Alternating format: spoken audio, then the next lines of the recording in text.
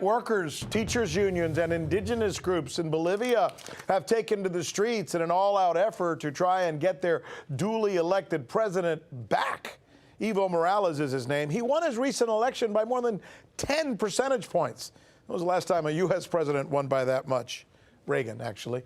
But was then removed by a military coup. Evo Morales was, not Reagan. What's weird is that Morales was both a popular and successful president. In fact, he was credited by the IMF, of all institutions, with achieving a drastic reduction in poverty and with triggering a societal revolution that, among other things, transformed the standing of Bolivia's numerous ethnic minority groups. That is why many of his constituents want him back. But in other places, like Washington and Caracas, his removal from office is being celebrated. Yay. In fact, in Venezuela, government opposition leaders and backers of self-appointed President Juan Guaido are trying to piggyback off this coup in Bolivia with now one of their own again.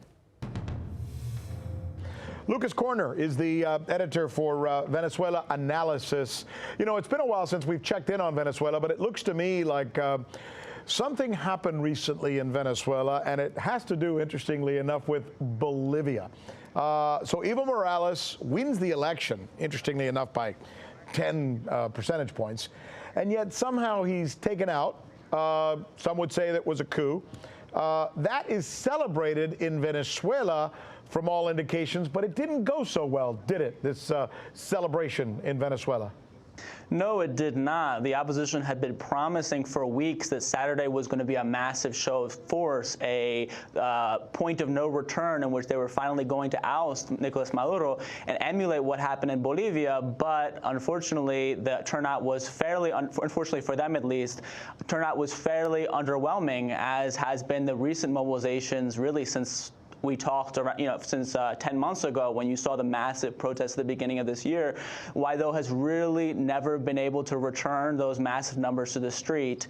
And, once again, his supporters went home disappointed and rather disillusioned with his leadership. And he has continually promised that he was going to oust Maduro and exercise his quote-unquote interim presidency, but he has failed again and again, and this is just another indication of that continuing failure. There are real similarities between Bolivia and Venezuela. In Bolivia, you have this TV host or model, very attractive woman named Añez, who just declared herself president of the country.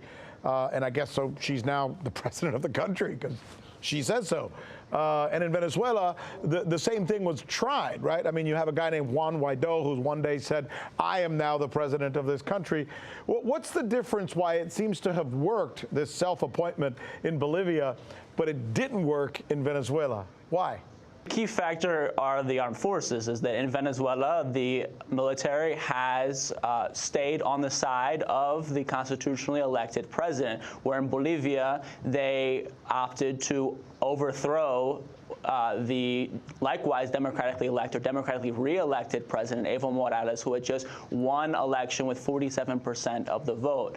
So I think that that's the key factor in Bolivia, that clearly you have the armed forces in the streets currently massacring anti-coup protesters in a way that in Venezuela the opposition has taken to the streets and marched, but it's largely peaceful at this point. Really, Guaido in April 30th, we recall that he did attempt a military push to oust Maduro, but only a very small section of the armed forces, maybe a few dozen soldiers, participated. So that's the fundamental difference. Is there something about Guaido that just hasn't caught on?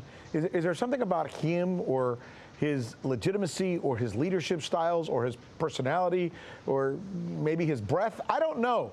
Why has Guaido not been at all accepted, even tangentially, it seems, by the people of Venezuela? We have to understand this goes back to last year when the opposition had a presidential candidate, Henry Falcón, who was the highest polling opposition figure at that time, and had the opposition united behind him, they could have defeated Maduro. But instead, Guaido's faction, this kind of hard-line extremist faction that is mainly, their main constituency is in Miami and Washington, they opted to boycott because they didn't want to play politics. And in politics, you have to negotiate and participate in elections, and you can't just massacre your opponents in the street, as we're seeing in Bolivia. Lucas Koerner, editor, Venezuela Analysis, thank you so much for your analysis.